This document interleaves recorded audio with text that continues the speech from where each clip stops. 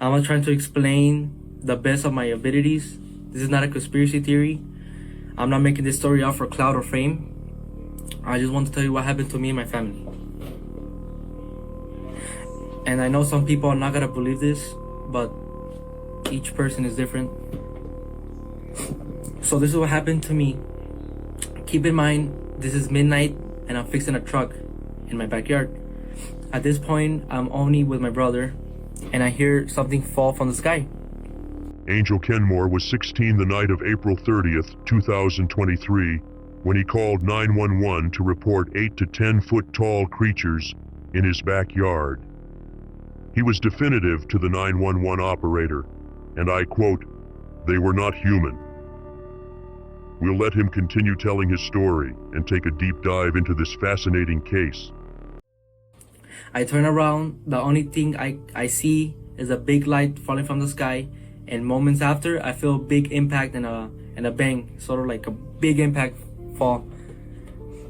And me and my brother looked at each other and we were scared, but when the impact happened, it was sort of like a shock wave, like an out-of-body experience. So to say, when I tried to look at the object, it was all blurry, not my vision, but only the backyard area. And I hear thousands of footsteps around me, and maybe a couple seconds later, the blurriness was gone. And here's the footage of the body, the police officer's body cam, and here's the object I'm referring to, the light. Video.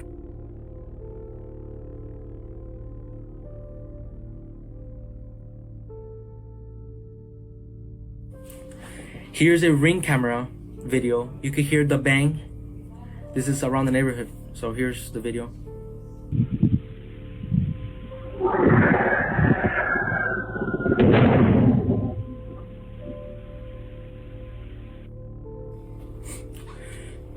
So when that happened, the only thing I can see in the backyard is a tall creature, probably around 8-10 feet tall. Me to this elderly woman here in the front was sitting a 7 foot tall alien gray. Very thin. So I called my dad. He went to the backyard and he saw the same thing, the same creature I saw. He told me to go inside the house. At this point, we all freaking out, me and my family. And here's the video where we were in the backyard area. You cannot see it too good, but on camera, but it's there. Here's the video. ¡Ay! ¡Permisar! Calmundarela, me canceles var eso. Cáelo, cherro, que chilica.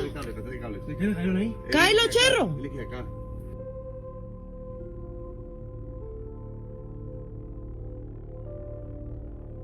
This is not part of the background. This is an artifact, it's cloaking device.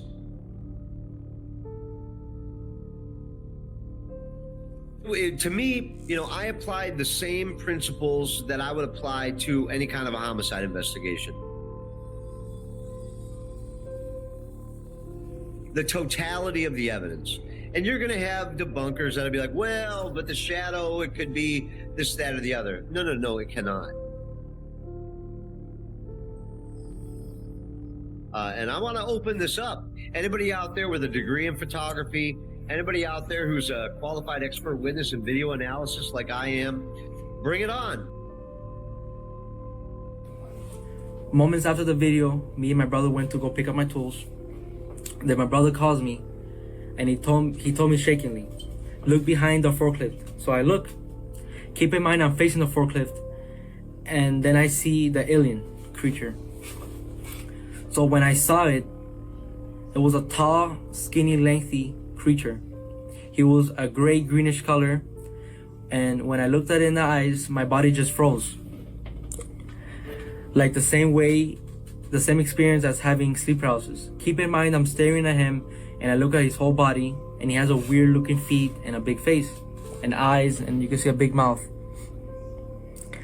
And I could hear his loud, deep breathing, and I could see his stomach moving.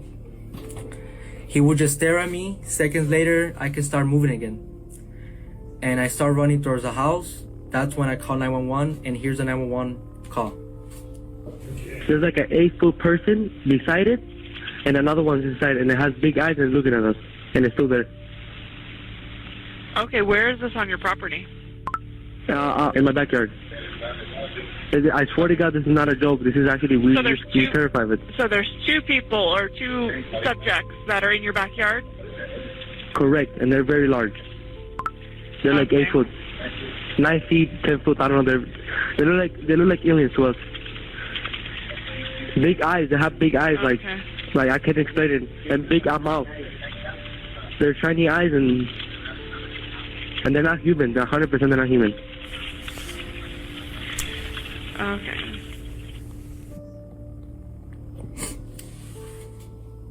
I'm waiting for the police to come, and you could hear footsteps in the backyard area, and a loud whispering, like you could hear whisperings. We were in the living room area, and you could hear footsteps on the roof.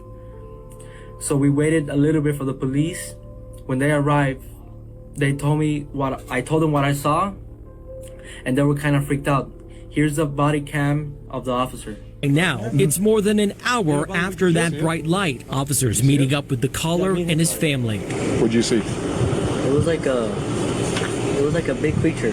A big creature? Yeah, like around 10 feet tall. I'm not going to BS you guys. One of my partners said they saw something fall out of the sky too, so that's why I'm kind of curious. Did you see anything land in your backyard, or? They see like a big, that's what they say. They see like a big something with light. What I saw right now, I do believe in it. Police walk into the backyard to investigate, but Metro... Bosses are telling me from Metro that they cannot understand this, because when they released the body cam video from the October 17th massacre, 2017 massacre, what they do is, if there's something that they don't want you to see, they'll blur it out.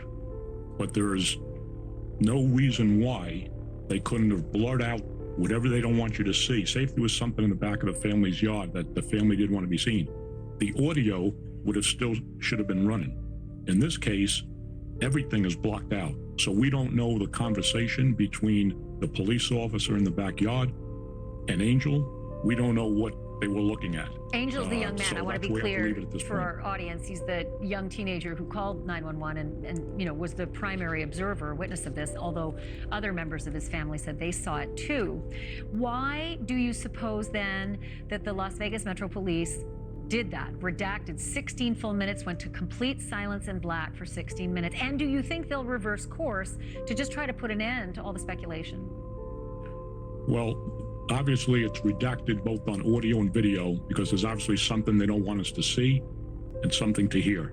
Now, my sources told me that immediately after this incident, a Las Vegas Metro Police Department detective who works with the gangs or something, he's an IT expert. My sources said he was immediately called in, and the speculation is that something was either deleted or changed in the record system, whether it was a body camera or a dispatch system, we don't know, because he's not even talking to his friends. I got his name, but I'm not going to mention it. So that came from reliable sources within Metro. I've got 10 seconds left. Is there anything that can convince you that this is true at this point in this investigation? I don't think I said this last night. I don't believe the family's lying. I believe they're telling the truth. I believe they saw something. As far as what the Metro Police are doing, they have a pattern and practice of cover-ups and lies over the years. So now this is almost 4 weeks. It's over a month now since this thing happened. Now they're starting to put out press releases and stuff, but they haven't put out press releases, giving a verbal statement. I don't trust anything right now. The timeline doesn't fit with these cameras. They put them in on the 19th, and I was told that the only way they knew about it, the undersheriff, was my podcast, and then they were pulled out 2 or 3 days later. Well, if they were concerned for the family's safety, why did they pull them out? Right. And Why why pull did them they out put so them back quickly? in now, since there's people over at the house? And yeah, because the speculation is growing and there may be more looky-loos. Makes perfect sense. Doug Papa, thanks so much for being on again. Really appreciate it. So they went in the backyard, and one of the officers pointed at the floor, and it was a perfect circle. Here's a photo of the circle I'm referring to. Keep in mind, 2 officers came in my house, and one of them started running to his car, driving around the neighborhood, asking passing cars if they saw a light. What's clear, they're taking this call seriously. Hey, this might sound like a really dumb question, but did you guys see anything fall out of the sky? Asking others what they saw. I would normally discount it as nothing. However, seeing as one of my partners said they saw it too, only reason I'm actually investigating it further.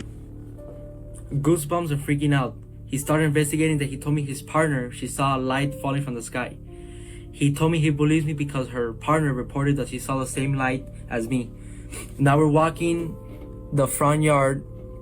Then the other officer came here. Here's a video of him talking to my family.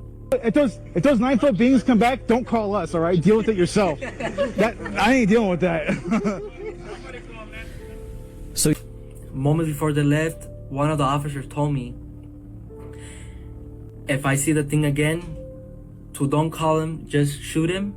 A friendly viewer in Canada for actually doing this story, but I think because it went worldwide and because people are still asking questions about it, it's still worth talking about. Okay? This, I think, is the latest phase in this story. KABC Los Angeles this week reported this. Las Vegas police placed cameras in the backyard of a family's home where they claim aliens crashed last month. Remember this? We talked about it for the last couple of weeks. Las Vegas family called the police after aliens supposedly crashed in their backyard. Family members were recorded saying they saw an 8-foot person with big eyes that is not human. Police body camera footage also showed something falling from the sky. Now, we have to say that astronomers said that was a meteor because of the way that it was traveling. No doubt about that, they said. According to sources close to the investigation, law enforcement are not treating the incident, this is according to this report this week, as a hoax, and have placed cameras in case the aliens make another landing. I'm quoting from this. I think those cameras may now have been removed. But this was a story that got a ton of traction.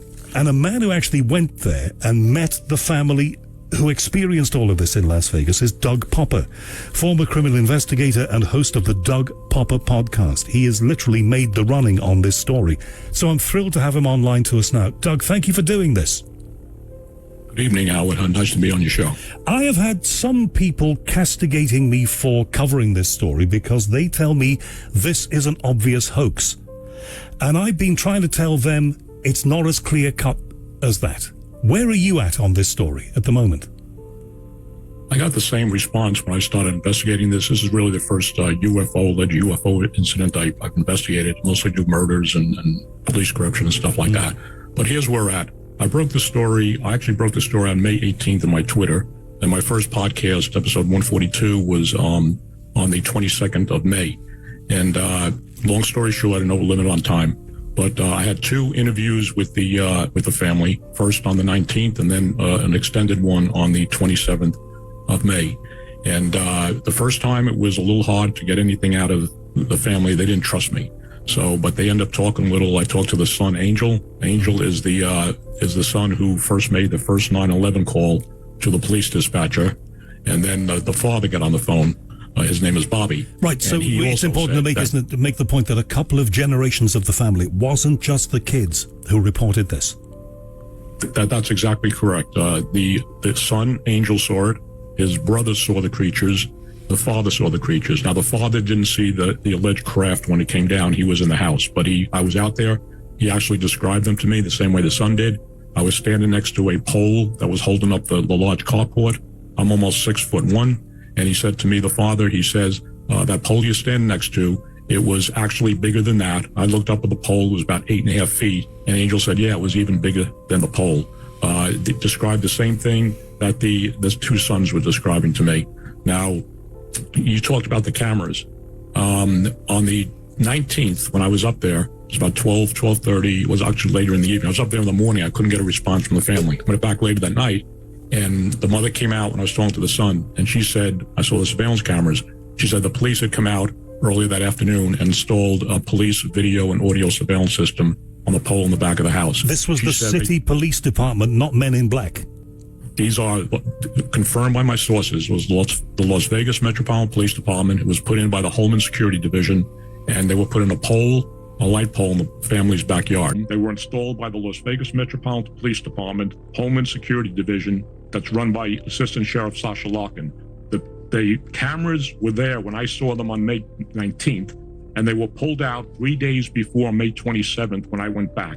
And I had that confirmed from the family, and my police sources said those were definitely installed by the technical and surveillance squad that works for Homeland Security under the direction of Assistant Sheriff Sasha Larkin, and they pulled them. Homeland Security. Okay. Yes. The LVMT, the police department, has a Homeland Security division, and it was the technical squad called TAS, the Technical and Surveillance Squad, that installed the cameras on the property. So I talked to them for a little bit. The mother told me a lot of stuff. I don't know if you watched the podcast. Everybody's watching my podcast, and the stuff was in there. Now, I went back on the 27th, and they actually, this time, the first time, they wouldn't let me into the house. They wouldn't show me the yard. They didn't trust me. And the little interview that I got with them, they were concerned about having their last names and their faces on my podcast or broadcasted. So I said, listen, I'll make sure everything I put out does not show the home. I will not use your last name, and will not show your faces. And that's what I did. So when I went back there on the 27th, actually, I didn't think I was going to get an interview. I was knocking on doors, looking for neighbors if they had anything. And neighbor would be to the right of that home. The woman in the house and the husband says, my wife heard a thud about the same time on May 1st when this thing supposedly was supposed to come down. So that's corroboration. It's corroboration, and she even said that she was interviewed later on, whether it was that same night or early in the morning, by Las Vegas Metro police officers. So she heard a thud, like something was coming down. Angel, when I spoke to him, he said, of course, they were working on the cars. The ground shook, they heard a noise, and when he looked in the back with his brother, they saw whatever came down was blurry. He said we couldn't see it. And then the blurriness disappeared. When the blurriness disappeared, they saw these creatures walking away from whatever this thing was that came down. You got to remember, like you said, that night, everybody saw this meteor across 3 states.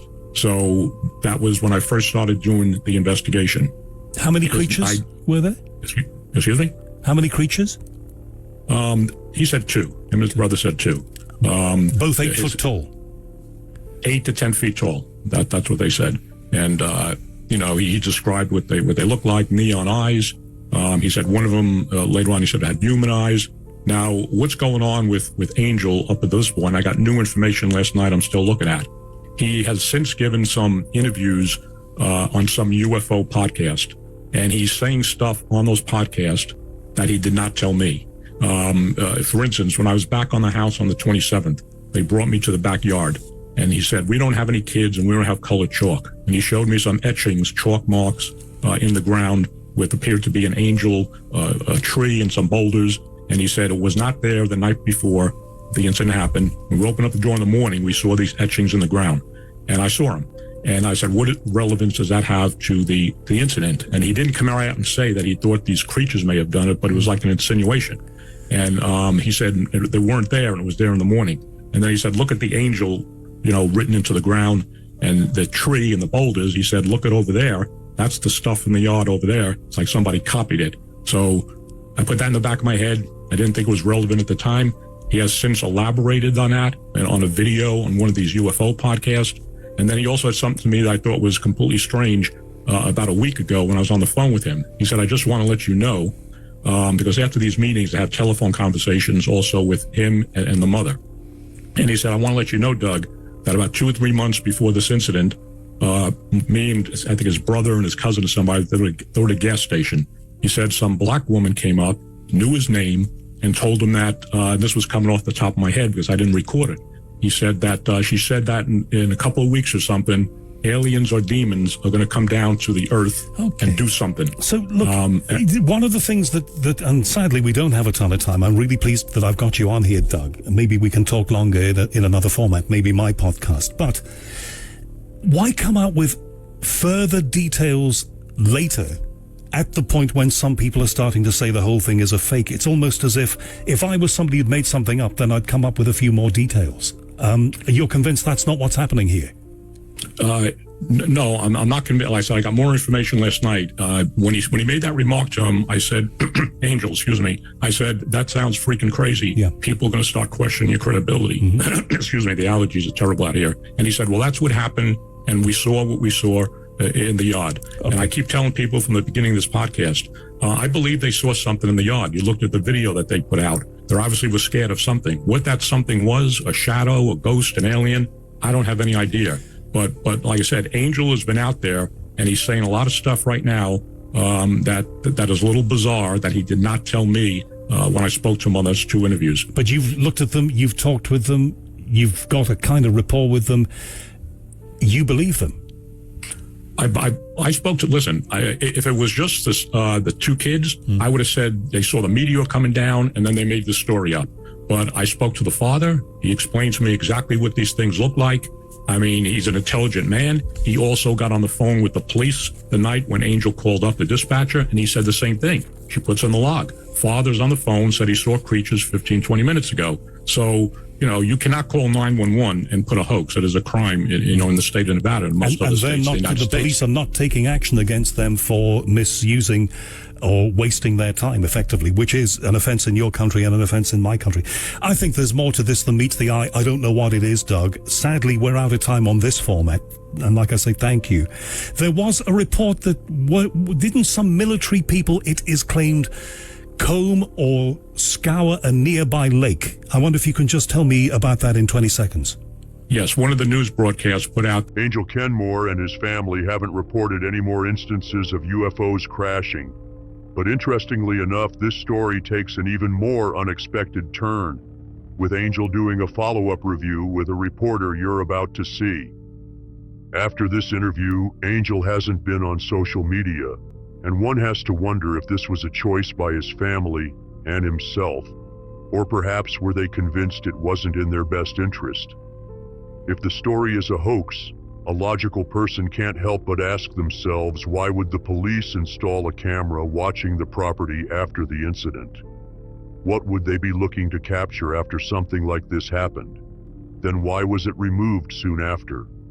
There also weren't any charges filed on Angel for making a false 911 call. Another really interesting observation is, why wasn't this story covered by the famous UFO journalist George Knapp, as it's located in the same location as he is? Jeremy Corbell and Lou Elizondo also seem to have missed discussing this story at all when they have interviews discussing disclosure with news organizations. The strangest thing I found, though, is I can't help but wonder about, I'm sure many of you, the police officers who were on scene the night of the incident. Their body cam had redacted 16 minutes of footage, which isn't standard protocol. We also never heard their names, and none of them ever came forward and discussed this case on social media, podcasts, or by any news organizations. Alex, good to see you. I have to ask you, what are you making? Because there's something really interesting about this, and it's that last night it was reported there was more strange activity in and around the home. What is going on here?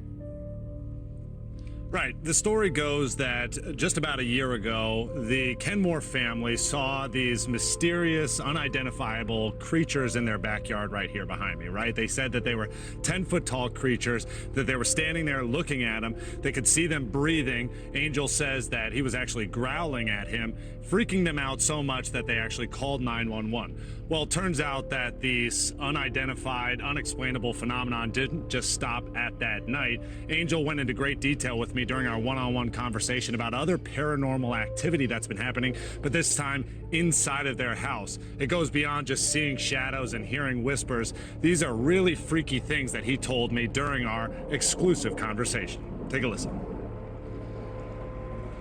You mentioned paranormal activity. What exactly did you see? Well, I was in another room. My brother called me, and there was a upside-down cross, and there was a Jesus statue in it. They ripped Jesus out of it. They threw him across the room, and it was floating upside down. Are you saying floating in the air? Yeah, in the air. It was floating upside down.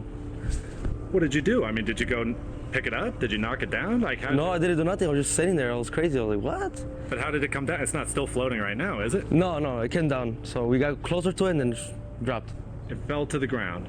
A crucifix floating in the air, upside down. The Jesus on the crucifix had been ripped off, and it was floating. Yep. And you can say definitively, without lies, that that is what you saw? Yes. Swear to God, that's what I saw. Okay, and what about the Bible? What did you tell me about the Bible? Oh, yeah, the Bible. So I was chilling normal. There was just a Bible just going like this, flipping the pages. But it was steady, it wasn't because of the air. It was steady, somebody was holding it. As soon as I got close to it, it dropped again. It just This is inside your house, not outdoors. No wind. Inside, yeah. No wind factor, but the page is steadily turning on a Bible. Yeah. And you have the same justification for that as well, demonic presence? Yeah, I can see demonic presence, yeah. The pages of the Bible were moving on their own and an actual crucifix hanging upside down? Yeah. So, you know, we had a couple priests come over to the house, pray over the house, and everything seems to be normal again. Are you connecting all these things together, everything you saw in your backyard, to the things you've experienced over these past few months? Yeah, to be honest, yeah, I think so. I still don't have an explanation of what it is, you know, still pretty weird. And I have no clue what it is. What did the priest say when they actually came to your house? They're saying that it might be fallen angels, like demons or fallen angels, something like that. Fallen angels inside your home. Yeah, that was pretty creepy. How does it make you feel about living here still? Right now I feel good, you know. There's a lot of time priests came over, but yeah, but you know, whatever happened on last year May, that was pretty scary, man. I was pretty traumatized and stuff like that. What does that look like to you? You said you're traumatized. I don't want to make you relive it. Yeah. What is that like? It's pretty bad, man. You can't sleep, you know. Not to sound like a crybaby, but you know, you cry most of the time when you think about it. You get flashbacks. You know, not a good experience. With all of the paranormal activity happening inside your house, are you thinking about moving away? Oh yeah, soon I'm gonna move away from this house. Yeah. Everybody or just you? Everybody, I think. You guys are done with this place? Yeah. What do you say to the people who believe that your family just made this whole thing up to try to get attention? They can believe whatever they want, you know. I'm not doing it for fame. If I did it for fame, I would be on YouTube and stuff like that, doing more videos, but I don't care, guys. I just went on TikTok and YouTube, made my story. And while we certainly have Angel's story to go off of, other people here in this neighborhood have also filled in some of the gaps and some of the things that they found freaky about that night that those two unidentified beings were seen by the Kenmore family in their backyard. For example, a guy who lives just right down the street just saw us out here on the side of the road and began talking to us, and he remembered that night as well. He said that for some bizarre reason, his TV all of a sudden stopped working at that time, that his surveillance cameras no longer were working, his lights were shutting off. So put all of this together, the Kenmore sighting, what the neighbors are reporting, not to mention what those Las Vegas police officers saw on those body-worn cameras, that flash of light streak across the sky 39 minutes before that 911 call. It really is an unexplainable phenomenon happening here in Las Vegas.